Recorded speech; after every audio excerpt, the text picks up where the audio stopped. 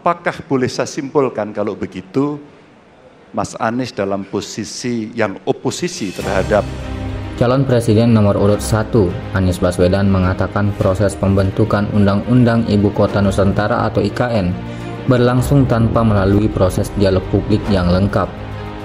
Hal ini diungkapkan Anies merespon pertanyaan calon presiden nomor urut 3, Ganjar Pranowo, yang disebut oposisi terhadap kebijakan pemindahan ibu kota dari Jakarta ke Nusantara, Kalimantan Timur. Anies berpendapat bahwa dialog tentang IKN justru dilakukan setelah undang-undang jadi. Menurutnya, pembahasan undang-undang IKN tak melibatkan banyak pihak. Dia menegaskan Indonesia merupakan negara hukum, bukan negara kekuasaan, sehingga harus dibuka ruang dialog seluas-luasnya dalam proses pembentukan undang-undang.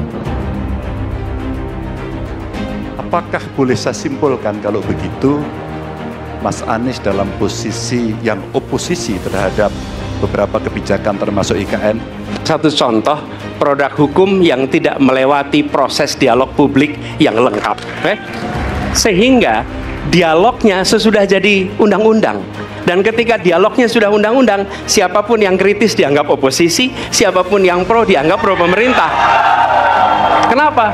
Karena tidak ada proses pembahasan yang komprehensif yang memberikan ruang kepada publik. Ini negara hukum, bukan negara kekuasaan. Dalam negara hukum, berikan ruang kepada publik untuk membahas sebuah peraturan sebelum dia ditetapkan.